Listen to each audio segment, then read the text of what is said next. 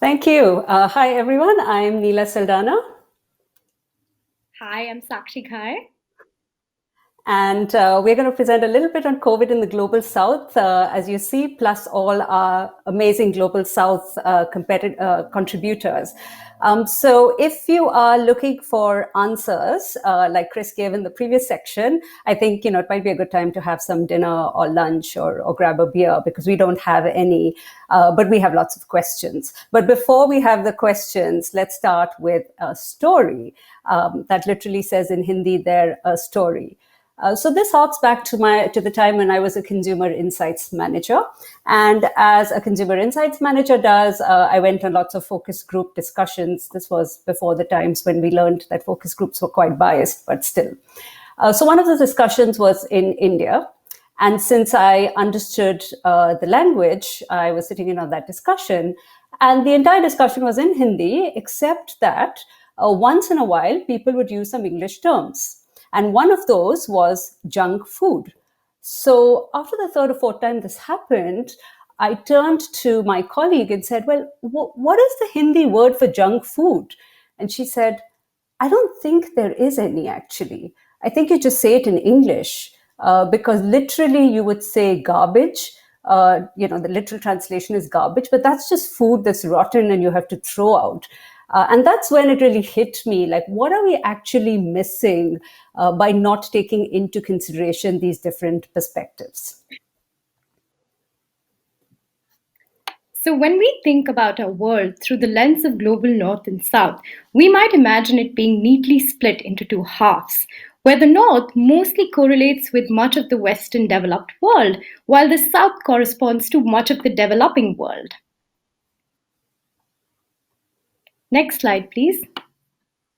But if we were to resize the world's population and just for a second ignore the land masses, we'll quickly see in this cartogram that the global south nearly accounts for 88% of the world's population, representing 2/3 of the world's languages. However, this diversity is not yet captured by behavior science. So the question is, can we really say we're the science of human behavior if we systematically ignore most of humanity? And next slide, please. And I think this really came about during COVID-19, right? So and it was true at the point that at that time when it hit, the only vaccination we had was behaviors. And the behaviors in terms of priorities, we really saw a lot of social distancing and quarantine and talks about those kinds of behaviors. Now, this is where I grew up, in Mumbai. And this is a train that I took every day to go to school and then to work for many, many years. This is an everyday rush hour scene. I don't think you need to see that you really can't be having social distancing in such a scenario. But it's actually more than that, right? It's not just about the constraints. It is also about the culture itself. As one of our contributors, Rochelle Jacobs, pointed out, Ubuntu, translated as "I am because we are," is a fundamental principle of humanity for many in Southern Africa. So in cultures and contexts where communities draw together during crisis, telling people that isolation is an act of humanity contrasts with their existing beliefs of what it actually means to be human. So, about a year ago, as COVID started reaching the remote corners of the global south, Neela and I started thinking about how behavior scientists living in these very different socio-cultural contexts to the West are fighting COVID.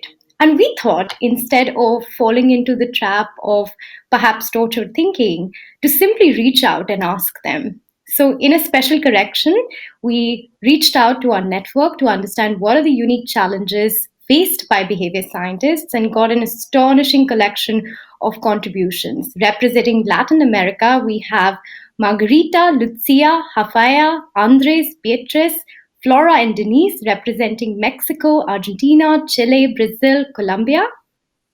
Next slide, please. From Africa and the Middle East, we have David, Rochelle, Cameron, Amara, Fadi, Marike, Nathan, representing South Africa, Kenya, Lebanon, and Qatar. Next slide, please. And from Asia, we have Pooja, Pavan, Hansika, Anirudh, Crystal, Jafar, Pratyasha representing India and Philippines. A quick caveat here is that while we crowdsource perspectives from different parts around the world, we do realize and acknowledge that these contributors are through our privileged networks. So we may have missed out on the work of many scientists doing some amazing work in these contexts, but our dizzying world tour and amplify the voices of our brilliant Oops. I think Sakshi is. Can you hear me?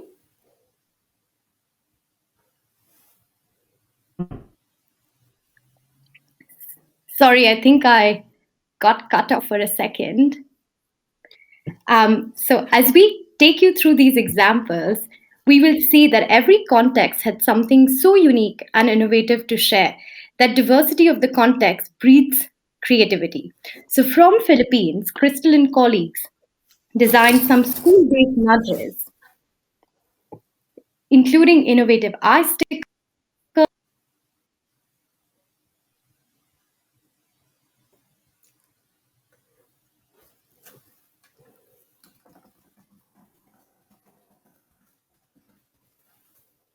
Oops.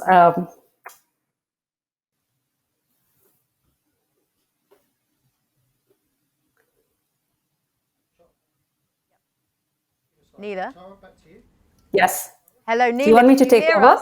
Yes, Neela, Yes, we I can. hear you. Would you mind carrying on with the presentation? We'd love to hear more. I will. So I will continue. I think Sakshi's having some connectivity issues.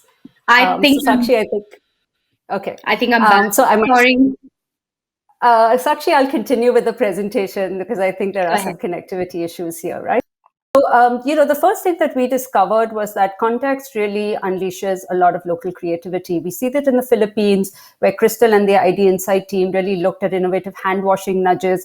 I love this one by Rafaela in Brazil, where they actually use the landscape of Rio to actually bring home to people like you need to flatten the curve. So taking something really abstract and making it super concrete because people understand what a flat mountain looks like and what a flattened curve actually looks like. And then even using cool stuff like drones to get people to socially distance, except in this case, they discover that when you do get something as exciting as drones and everyone actually doesn't socially distance when they're watching the drones, they actually come even closer together. So there are some unintended consequences.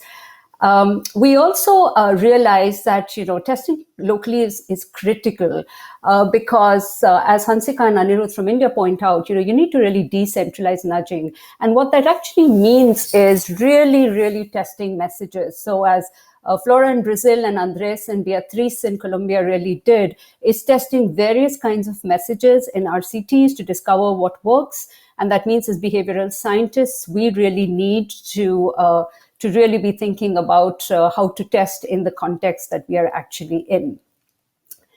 But it came, this is the part where we start getting into the questions. So those are the nice answers we got, but it also brought out a whole lot of questions. I think the first question is who counts? A lot of behavioral science is getting data. Without that data, we don't call ourselves scientists. But when getting that data, we should be really careful about who we are counting in that data. So as Marika points out from Kenya, in the sample that Busara conducted, more than 86% of those participating had not been surveyed about COVID-19 before. And we were talking about, people's reactions to COVID-19. So whose reactions are we actually getting when we haven't even surveyed a lot of our participants? And David Perrett in South Africa talks about the fact that most individuals don't even have a smartphone. So any discussion that involves Bluetooth or GPS to track people is just a non-starter. And that's something we should be really aware of. But more than that, after the who counts, it's what is counted. So Dr. Fadi Maki, and by the way, he's done this really nice painting. He turned out to be a painter during COVID lockdowns. Talked about the fact that in the Middle Eastern context, reputation is held in high regard. And so that really influences government officials' perceptions of what to report. And so there was actually underreporting of COVID cases. But it's not just about COVID. So we have Amara and Cameron from South Africa talk about a very distressing problem of gender violence. And it turned out that women in poorer areas were most often using informal channels like soup kitchens rather than formal reporting channels to actually report gender violence. They perceived reporting abuse as secondary to basic needs. And sometimes they did not even know that they could report during lockdown. So I think we need to be really careful about how we are designing interventions in this context. Um, Even broader, how does the context shape risk perceptions? When there are multiple risks, how do people trade off multiple risks, which is what Jafar and Pratyasha are talking about, and Nathan as well. In many global South countries, people, COVID was just another risk for them. They are facing a risk every day when they cross the road. And they're kind of run down by traffic. They're like, what are you telling me about this invisible virus when I have malaria and TB and all these other things I have to actually worry about? And I don't think there's much research about how people trade off multiple risks and how risks become salient in this environment. Sakshi, do you want to talk about the norm shaping responses? Sure, Neela. So when we think about norms and how norms add another layer of complexity, Pooja from India shared how in a country where flu vaccines are not the norm or even considered essential, how can we get people to take the COVID vaccine seriously? And of course, this has implications not just for the COVID vaccine, but also for future booster shots of COVID. And what about culture? So, going back into the Middle East, Fadi found that the higher the respondents' concern about COVID, the higher the approval for highly intrusive nudges, like, for example, GPS tracking or public shaming of violators. Now, this runs very counterintuitive to Western cultures or our independent values, where paternalism is not viewed as positive. And just broadly, also another aspect of culture, particularly in the global south and in areas of high inequality, is a sort of a feudal mindset that Pooja and Pavan talk about from India. So when COVID first broke out, people automatically assumed upper middle class and affluent people that it's the poor that bring in infectious diseases. The poor are associated with infection. And so the blame was quickly ascribed to the outside help, which could worsen the situation, even though in the case of COVID-19, the opposite has been true. So enforcing social norms often leads to vigilantism. And how do you actually prevent that from happening? Finally, a really broad question is something that we don't hear a lot of in the global north because there's an automatic association of trust in government. It is not true in many countries of the world. Citizens do not trust the state, and then often they fall back on traditional family roles, as Denise pointed out in Chile, or as Margarita and Lucia pointed out, the key to promoting any adherence, and we saw that with vaccines, is how much people trust the source and particularly the government. And this is where we think behavior science has a lot to do to build up citizens' trust in government and really understand how citizens view their governments and the services that they are getting. Finally, just beyond COVID, there's life beyond COVID. And Andres pointed this out when we said, what would you like now to know? And said, actually test interventions to promote awareness and willingness to adhere to participation in Colombia's protests and current social unrest. So you'll note there, very much like the Black Lives Matter protest, not that much talk of COVID, but how do we enforce safety norms in this scenario? So, to sum up, the question that started us on this world tour was that what are the elements of context that we need to pay special attention to? And we were truly struck by the diversity of context and also the diversity within each context. While probably we shouldn't have been as surprised because both of us are familiar having grown up in a global south context, but what surprised us was how each context was even more different than we imagined.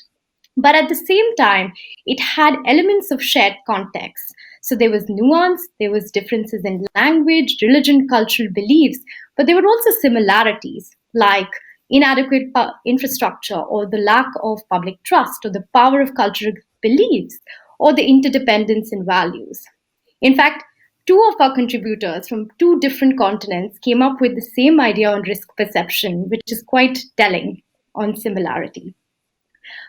But we learned that unleashes creativity, It requires rigorous local testing. It demands us to ask important questions like who counts, what is reported, and really understand how context influences responses to the interventions we behavior scientists design, and take into account both how people's different thresholds to risks as well as the social cultural norms, socioeconomic status, and and culture all interact, and especially as global south contexts bear the dire consequences of such global challenges, whether it's the pandemic or it's climate change.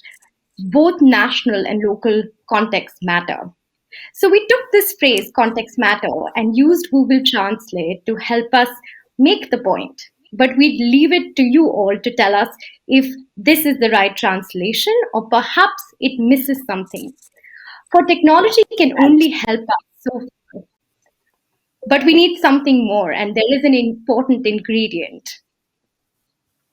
And just to give you, remember the junk food example I thought? It turns out if you put junk food into Google and say translate into Hindi, it still gives you junk food just written in the Hindi script. So I think it makes the point that while technology is a starting point, you can't substitute people and culture. And the only way out is really collaboration. So we were really fortunate to Evan and the behavioral scientist team for actually instituting this formal collaboration. But it's not enough. We need 10,000 more behavioral scientists. We need groups. We need almost we have doctors without borders. We need behavioral scientists without borders. That's what we actually need if we are going to tackle things like this in the global pandemic. And why do we need that? We need perspective. So we reached out to our contributors and said, you know what, just send us photos of things that strike you or photos you've taken during the pandemic. And this is what they sent. And you can see it covers the entire range, right from, lockdowns, Hansika's photo or Anirudh's photo, to, scenes with family like Denise, to like the stark inequality, but beauty there, Pooja's photo, Mexico City really empty, but also to just this idea that within stark inequality and poverty, there can also exist great beauty, as what Amara actually talks about. And so it gives us, the more stories we can collect, the better a perspective we get to inform our interventions as behavioral scientists.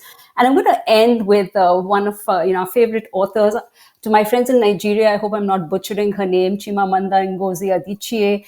And she has this amazing TED talk where she talks about the danger of a single story. And I'm going to quote it in its entirety, this part. I've always felt it was impossible to engage properly with a place or person without engaging in all of the stories of that place and that person.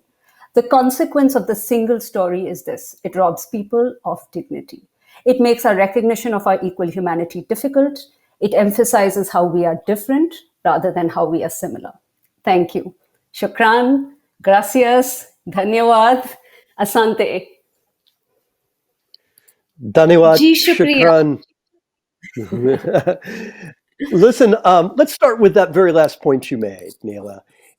There's that powerful force called the identifiable victim effect, which comes down to a single story. A very rich story, sometimes seemingly irrelevant details that creates the portrait that we then, as anecdote, we have a greater weight in terms of sympathy, empathy, and engagement with an anecdote than we do with data. And when that anecdote becomes a real person, it's even better. So help me square that with the notion of not using a single story at the risk of stripping somebody of dignity. Do we not use the identifiable individual effect? I think it's a really good question. So I think the identifiable victim effect was really about the fact that we are drawn to that story. And at a point in time, there's a single story we are drawn to. In fact, the research even shows if you add a group photo, the effect gets dampened considerably. So even just seeing the same groups of people. That said, I think therefore there's a lot more responsibility on what that story is. But I don't think that the identifiable victim effect is about just one story at one point, which is, I think, the fact that the point that Adichie is mentioning. So having the same story consistently then leads people to believe that there is only one person and one single story. What we should try and balance out is telling multiple stories at different points of time, but keeping in mind the fact that, and I think the identifiable victim really comes to the point that stories matter. And so, telling people all the facts about vaccines that's not going to help them to do something. Even when the belief is that I don't believe the process was safe, we have to find engaging ways to tell the stories. Absolutely. And we know all the different forces that we've been going through on causes for things like vaccine hesitancy. One of the things that I learned in my 12 years of Asia is the concept of Asia as a Roman concept. There is no real Asia. And when you talk about the global South, is there really a global South? And I don't mean that to be snarky, but the diversity within India itself is unimaginable. So how do you collect it all in some common ground of any kind called the global South? And what should we learn about that? You don't. So I think that, if this was the only thing and we just got 18 minutes and one behavior science publication about the global South, I would say that's exactly what we should not be doing. And you're completely right. It's interesting. The global South is also, when we look at definitions, it's also conflated with less developed economies. So technically, Japan and South Korea and Singapore are considered global North. From what are we interested in, culture and non-Anglo perspective, those would definitely come under that definition. But I agree with you; these handles are really problematic in that I think we need to move country by country, and as Anirudh and Hansika pointed out, the case for decentralized nudging. And so while we take some of these core ideas, we need to do that. And now, when we think about yes, I'm sorry. Go ahead. Oh, sorry.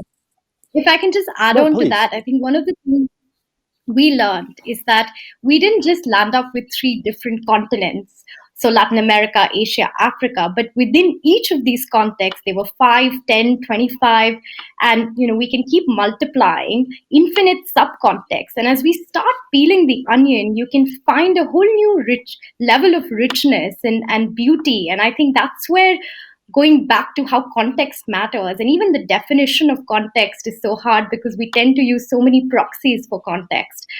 So all to say that it is very hard to box human diversity, and it is multifaceted.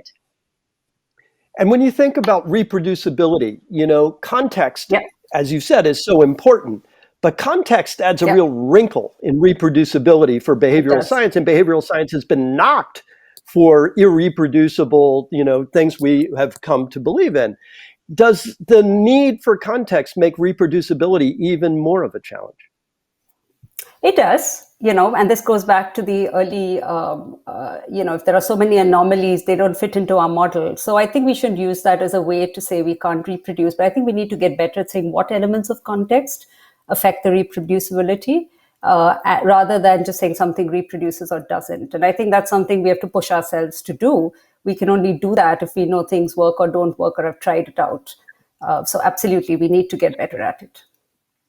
And finally, to close it out, just in a few seconds, what should we be learning from you? Because, wow, I mean, it's such an incredibly vibrant behavioral science domain, the global South. And it's been, the West, as usual, has been louder and getting more publicity and more fame and more riches out of behavioral science, if there are any riches in behavioral science.